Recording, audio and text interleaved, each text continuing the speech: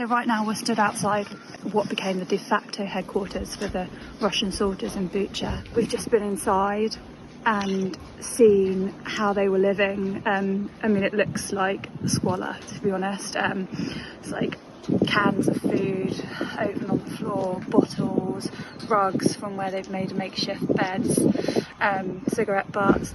It was from there that they basically conducted their form of terror, really.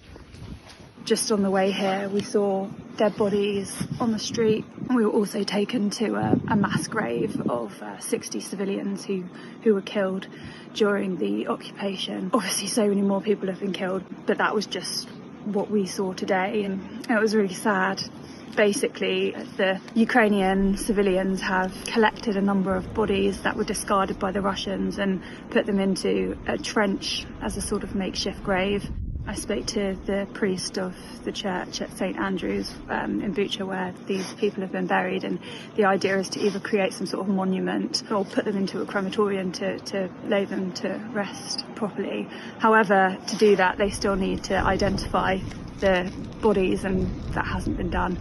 And the priest was telling me that some of the bodies, the faces have been so disfigured that it's going to be quite hard to be able to identify them. It's a really terrible scene, and just the level of destruction is horrific. If you were to walk down the street, you'd see homes with roofs flattened. Soldiers were telling us the amount of looting that the Russian soldiers did has just been terrible. It really is just an awful scene of devastation.